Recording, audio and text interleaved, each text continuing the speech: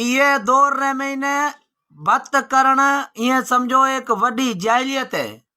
अपने मानू यार दिलार महीने हुए था यार ये हमरा हाली चल यार वो तो हीरो 3 लाख रुपया नीतर डिनोड़ो हमें यार हूँ करा दो भत अदा 3 लाख रुपया जो जा डिनोड़ा है नीतर रे महीने वो आवतोड़ा आए ही कोने आवतोड़ा वो जावता ज रहसे आप डिनोड़ो नीतर ओ मानू आसे जका सफा आवाजे करीबी रिश्तेदारी हुई सोई सेण गिना तो जा भाई हो को मतलब एक के रिश्ते आला बकाया जो आप नीतर दिया था कहता फलानी जगह फलाना फलाना नको आए 3 लाख रुपया नेतरो डिनोड़ो काज रे महीने 5 लाख रुपया खर्च करे आपे नीतर लिया था नीतर पे तो 1.5 लाख पचे क्या था वो आवतोड़ा को आया नहीं वो आवतोड़ा न कोई आए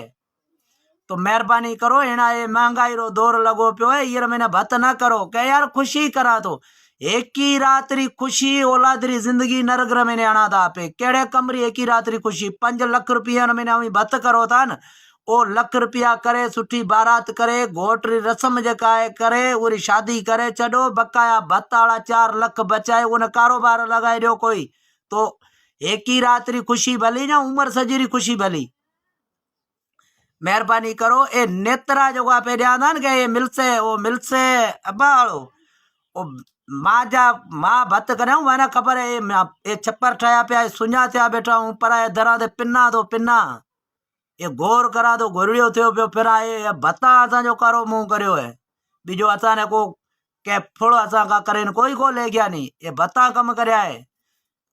हकीकत ने कहा तो हकीकत अटो को तो मिले खान रहला ये भत्त रुगो लगाए आई भत्त पी असा करो एक करो 2001 में एक करो 2002 में माजो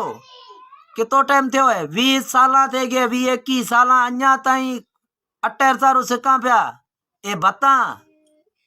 मेहरबानी करो भत्ता वालो पासो छड़े दो सुठी बारात करो बस आपे को नेत्रे रे आसरे करा था ने तो वडी बेवकूफाई है कहो तो दे आजकल नेत्रो अच्छी जा यकीन करो मैं जाऊंगा ने कि तो रोटी खाए 500 रुपया नीतर दिया था वधिक ना भले कितनी गहरी रिश्तेदारी वे 500 नीतर दिया था थोड़ी देर रे लाखे बंद करा था सोचा था होटल ते रोटी खाधी है बस असा वालो नीतर आवाने जायो नको असी करा नको कहीं ना मंगाऊ ही मेरे 4 भाई नेड़ा नेड़ा को मंगाए मेरे रस्म हो जो करसा बागे भत मेहरबानी करो ना करो हूँ कैमरा रो कम करा दो मिना खबर है ओ रात रो जकी टाइम रे शादी करा था आपे शाम रो मेहमान भेड़ा थे था वो टाइम सही घोटरो बाप जो को वे तो भाई वे तो सजाई डांस करसे या हुआ जरा सुबह रो डी उगो वो लाडे रे बाप ने बोला तो बस ही मनाई वो बेचारे रो दिमाग कम कौन तो करे बोला है कि वो रात रात रे मैंने कम थे गयो पूरो नीतर पियो बाकी जाए हमें सुबह रो फलाना ओए तो के फिलाड़ो बैठो घरे के आई को नहीं वो गयो रो के झोल तो एड़ो कम अपनो करण रो कम केड़ो अदा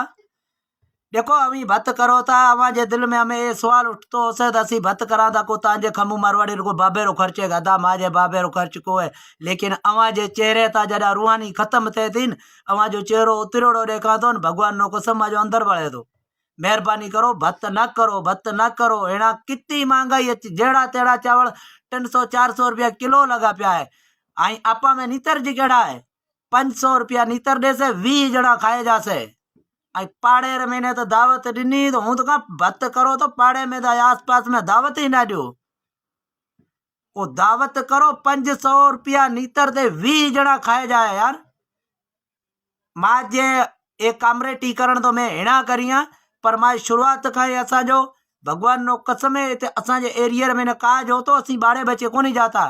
जा माजो पोड़ो जातो जा भाई जातो जा हूँ जातो पचे महफल रे मैंने भले कुल फिरा जाऊं महफल जे के तहत भले पाड़े मैंने सजाई जाओ रहा पर रोटी खाण तो एक मानू ने मोकलता करो सामो आपे केरी भींग करा था सुबह रो ओ वड़े अपनी भी करसे फायदो करो अब्बा समझतो तो भली बात है ना तब्बा ए हूँ पिना पियो ये हमें भी एक डी ये पिनसो